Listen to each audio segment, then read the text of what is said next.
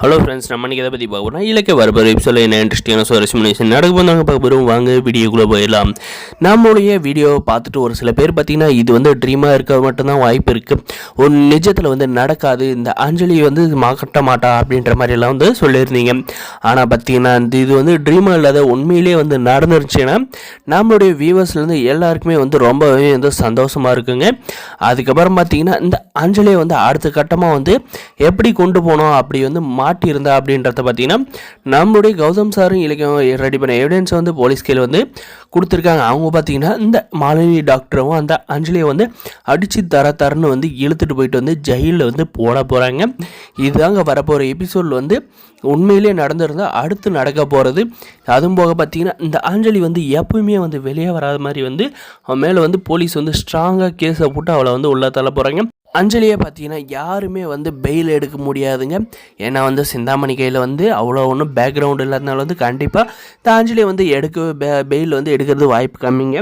இந்த விஷயத்தை வந்து பைரவி கையில் போயிட்டு கேட்டு எப்படியாவது என் மகளை வந்து வெளிக்கொண்டு வாங்க, உங்களை வந்து மழை போல் நம்பியிருக்கா அப்படின்ட்டு சிந்தாமணி போய் கெஞ்சினாலுமே வந்து பைரவியும் பார்த்திங்கன்னா அவள் வந்து எங்கள் குடும்பத்துக்கு பெரும் துரோகம் பண்ணியிருக்கான். அதனால் அவளுக்கெல்லாம் வந்து நான் பெயில் வாங்கி தரணும் எனக்கு அவசியம் இல்லை. அதுக்காக எங்கள் வீட்டில் இருக்கவங்க என்னவே வந்து மதிக்க மாட்டாங்க. ஆல்ரெடி என்னை வந்து மதிக்க மாட்டாங்க. இதை செஞ்சேன்னா என்னை வந்து காரி துப்பி என்ன வந்து வீட்டை விட்டு அனுப்பிடுவாங்க அப்படின்ற மாதிரி வந்து பைரவி சொல்கிறாங்க. கடைசி முயற்சியை பார்த்திங்கன்னா இந்த எஸ்எஸ்கே வந்து நாடி போகிறாங்க. அந்த எஸ்எஸ்கே வந்து என்ன சொல்கிறான்னு பார்த்தீங்கன்னா, உன் பொண்ணால் எனக்கு ஒரு யூஸ் இல்லை, அந்த வீட்டில் இருக்கிறவர் தான் யூஸு. இப்போ வந்து அவள் அந்த நான் வந்து பெயிலே வந்து எடுத்தாலும் அவள் அந்த வீட்டுக்குள்ளே வந்து போக முடியாது. அந்த வீட்டில் என்ன நடக்குதுன்னு எனக்கு வந்து அவள் வந்து தெரியப்படுத்த முடியாது. அவளை வந்து கார்த்தியும் சரி தலை மூழ்கிட்டா இலக்கிய கௌதமெல்லாம் கண்டிப்பாக அவளை வீட்டிலே வந்து சேர்த்த மாட்டாங்க. அதனால் வந்து நான் வந்து அவளுக்கெல்லாம் வந்து பெயில் வந்து கொடுக்கறதுக்கு வந்து முன்னாடி வந்து நான் நிற்க மாட்டேன், நீங்கள் வந்து வேறு வழியை பார்த்துக்கிட்டு போங்க அப்படின்றாங்க. இந்த விஷயத்தெல்லாம் பார்த்தீங்கன்னா அந்த ஆஞ்சலிக்கிட்ட போயிட்டு சிந்தாமணி சொல்கிறாங்க. இப்படி தான் வந்து அந்த பைரவி கிட்ட போய் கேட்டால் அவங்களுமே வந்து ஹெல்ப் பண்ண மாட்டேன்ட்டாங்க.